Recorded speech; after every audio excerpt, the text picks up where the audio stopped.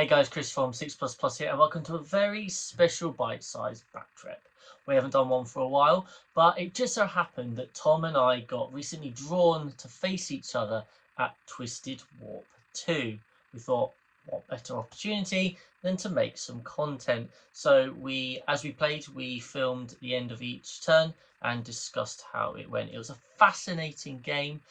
Due to the nature of the armies, they take quite a while to play, so we towards the end, we had to talk it out, but it was a very tactical game, one of the most interesting ones that both of us have had for a long time. And on top of that, there was just 3 points in it at the end.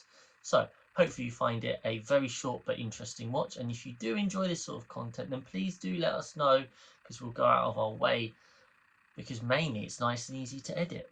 Anyway, I hope you enjoy. Okay, so my Harlequin army is really varied and really exciting. We've got 8 boats here with 5 mans in, and then we've got, in terms of characters, 2 Shadow Seers, a Troop Master and a Death Jester, and then 2 bikes for objective scoring. How much fun.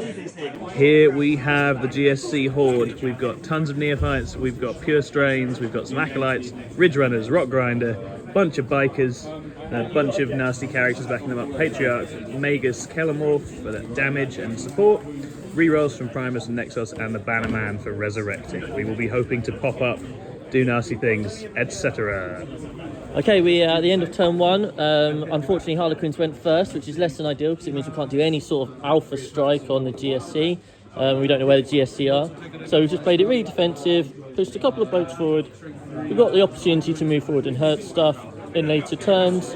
Tom's playing it super defensive. As you can see, kind of like from here, we've got Neophytes and Bikes all on this flank, then Neophytes and G-Steers on this flank. Twilight Pathways went off, thankfully. Tom canned a knife from any distance, but managed to get lucky. So the Bikes are here and killed a 5-man, which is actually quite useful because it caused me an extra clip. So that is my turn 1. Not much happened, very quick. We now go to Tom's turn 1, and as he works out how aggressive to be. It's the end of Genestealer Cult turn 1. We have been extremely cagey. We put some banners up and we're sort of saying, come get us, you horrible clowns. And the Bikers bought it because the Kelemorph shot them and then some Genestealers ate them. I put some stuff in reserves, got some Pure Strains in reserves, Patriarch in reserves, Ridge Runners in reserves. Just seeing if Chris wants to make a silly mistake for me in round 2. Okay, so Harley's turn 2 is done. Really interesting. Spent ages thinking about how little to put, and then I kind of did some calculations. And the Genestealers just win if we sit on our side of the board because they're going second, and our secondaries are just as good as each other's. So that creates obviously an immediate issue. So I mean, I kind of have to go aggressive. So I kind of made a snap judgment to stick a load of boats there, and then I've charged in here, and unfortunately I left 2 Neophytes alive out of the 20, which meant that. Coming back, which meant 4 came back in start of Tom's turn 2, so that's quite annoying because that would have been quite a big moment, but he's still got now those big heavy hitting guns, so just missed out there. So yeah, we now see how it goes, but yeah, the Harlequins have got to be aggressive to win this game, unfortunately, which I hate having to do, but we both know it, so we do both. That's why Tom's playing defensive, right? So here we go, Tom's turn 2 coming up. GSC turn 2 is over and we have sprung part of the trap. We've had some reserves come in, we've blown up a boat, killed a troop inside it.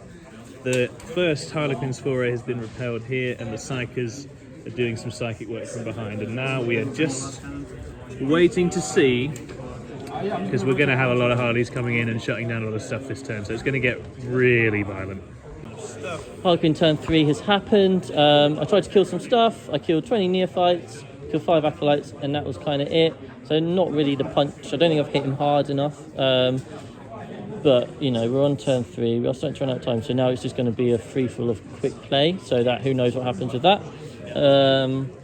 So, yeah, we'll see how it goes. Still feels to me like Tom as the edge. Tom's like, well, I think you might be okay. So basically, we don't know at the moment. But the bottom of turn scoring is probably going to help a lot. So we will see if Tom can wipe everything I have in his kind of part now, then I'm really struggling. So yeah, we'll see.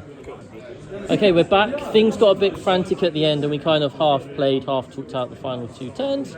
The game ends 90-87 to Thomas. Tom, talk us through it.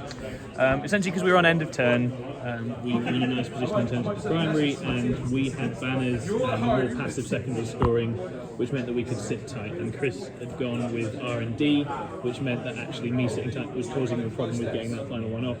Chris knew this and sort of forced the issue, and did get in with a lot of stuff, but just didn't have the output to properly down my large, chewy, horrible board, basically. Which on this mission, because you're getting the kill point, and it's worth saying this mission is the only reason I won this game. The extra kill points were going to me, not him, because he has lots of little tiny units. Mine are really big and chewy, and so that just meant that even when he was shutting off my primary, I was still getting the kill points back to basically cancel it out. But it's worth saying that Chris was obviously very helpful with helping me work out how to get home at the end, because I was getting frazzled because we were running out of time. But yeah, really fascinating matchup this one now. I think Absolutely fascinating. so. From my perspective, going second, going first means I have to go to him because he had banners, I had R&D. I have to kill him, otherwise he'll just beat me because he's got the better secondary advantage. I managed to knock him to a 4-for-1, and actually I'll put the score sheet up, but as you can see, it's kind of like the primary's quite close. Oh, everything's just super close, but that primary's probably just what edges it. And yeah, I think in hindsight, with me going first in this matchup, I was reluctant to do it. What I should have done was stuck 6 boats here. Turn 1, I should have just gone 6 boats here, kill as much as you can, but I'm coming with you. And I was too worried about, screening out my backfield and all that jazz. Actually, waste of time. Tom didn't come into my half of the board for 5 turns. I did. And so I think lessons have been learned. I think going second for me would have been quite helpful because I wouldn't have been able to do it. Yeah, he wouldn't have known whether to stick or twist, and I'd have had the advantage. Really, really interesting game and super, super close. So at the time of recording, Tom now goes to 3-1, I'm 2-2, and we will see who we play next. But hopefully you enjoyed this bite-sized bat rep. We'll try and do some more if we inevitably play each other at various tournaments like we always seem to do. And see you guys next time. Like, comment, subscribe. So there you have it. Absolute nail biter, which Tom won by just 3 points. As I said at the beginning, really, really interesting game. It's been a couple of days since that match, and I've kind of been able to digest it a bit more. That one R&D that I missed as a Harlequin player cost me, and there was actually a turn where, I think it was turn 3, where I put 3 guy units out to try and do things, and one of them there was no real point in me using them like that. I could have easily done my R&D there. So I think it's always really important to try and think about the various ways that you could have changed the result of the game. As I said, I could have taken banners and that would have completely shaped the game. I could say, I went second, I went first, so therefore, it went against me. Nothing like that at all. There's always opportunities to reflect about your game, about how you could have gone about things differently. And Tom had a really clear game plan and stuck to it and played really well. For those who want to know, Tom went on to beat Votan in his final game and finished 4th of 36 players, I think. And I went on to lose to Tau. Nowhere to hide, unfortunately. So I just went 2-3 and finished 18th. Hopefully you enjoyed. Give us a like, give us a comment. See you next time.